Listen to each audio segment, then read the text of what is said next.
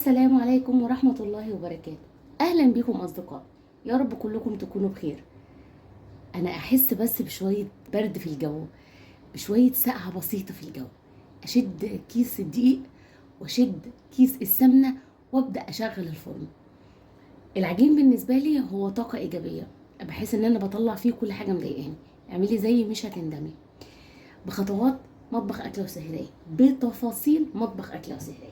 طيب، قرص الأفران بالقشطة بالسمنة البلدي المفحفحة، ريحتها تستحق التجربة لكن مختلفة تمام. السمسم السادة تسوية درجة أولى. العجل الفلاحي السادة، العجل شايفة هشة فاضية خطيرة جدا. لكن اللذيذ في الموضوع، يا سلام يا جماعة، قرفة والزبيب والسكر. شايفة فاضية خالص ازاي من جوه؟ شايفة التسوية؟ ايه الطريقة؟ عشان تعملي قرص بالعجوة، عشان تعملي قرص بالسمسم، عشان تعملي قرص بالقرفة، عشان تعملي قرص عجل بالشكل ده. الطريقة وايه المقادير؟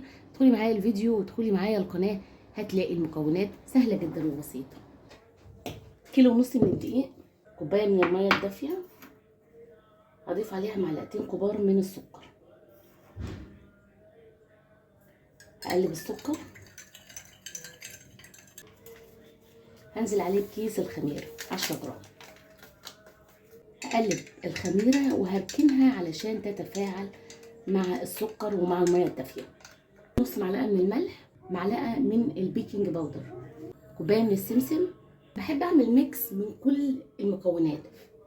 يعني دي كوباية من الزيت الذرة، هضيف عليها حوالي 200 جرام من السمنة البلدي، وزيهم من السمنة الفرن.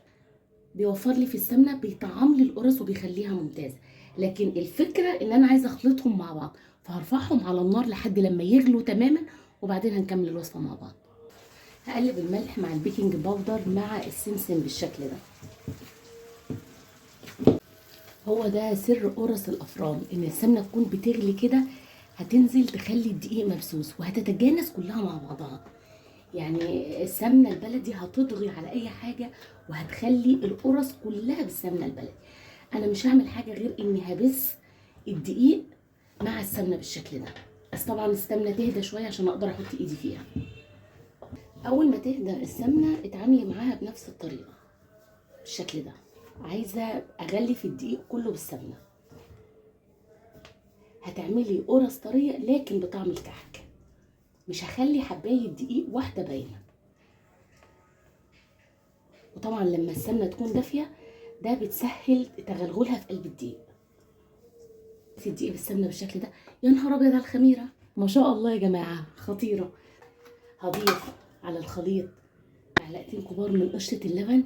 دي بقى خطيرة يا جماعة، بتنقل القرص الطرية في مكان تاني. وهبدأ اقلب كل المكونات دي مع بعضها، وهعجن اللبن الرايب مع القشطة بالشكل ده.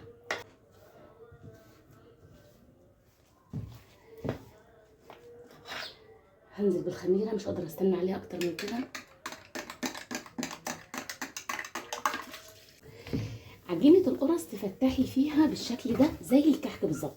ما تعجنيش عشان ما تعمليش عرق للدقيق. انا محتاجاها دايبه زي الكحك.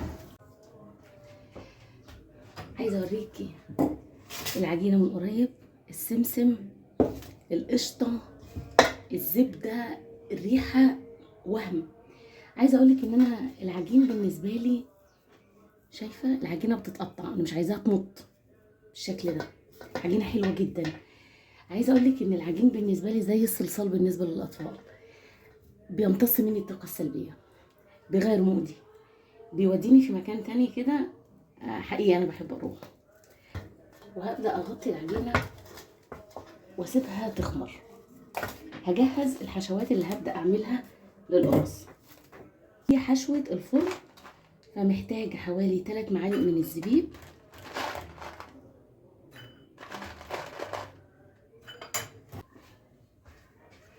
هضيف عليهم 3 معالق من السكر، هضيف عليهم نص معلقه من القرفه البودر. هقلب كل المكونات دي، ودي حشوه من ضمن الحشوات اللي احنا هنعملها. الزبيب ده هيسيح وهيبقى طعمه خطير. قطعه ملبن، التليفون ما صورهاش، وده عجوه مش ناعمه، عجوه بلح، بشيلها من النوى، بضربها في الكبه، بقلب عليها سمسم واكورها بالشكل ده وتبقى جاهزه. كده الحشوات جاهزه، هنبدا نجهز الصواني. ريحت العجينه، بس حاولي ما يعني سيبيها متغطيه على قد ما هتستخدمي، مقدار حوالي 30 جرام، وهفرد العجوه بالشكل ده عشان تكون في قلبها كلها. ما تكتريش العجينه لانها لسه هتنفش تاني وهترتاح تاني، فما تكونش قطعه العجينه كبيره. نص تبطيطه بالشكل ده كده. الملبن هعمله فكره السندوتش عشان يكون مختلف عن القرص اللي فيها عجوه.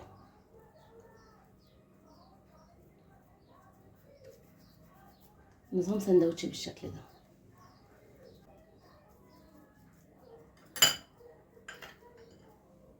هحشيهم بالشكل ده،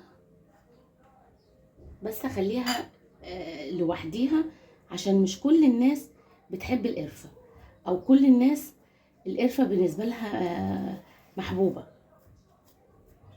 بالشكل ده. وطبعا العجل وطبعا الساده هعمله بالشكل ده.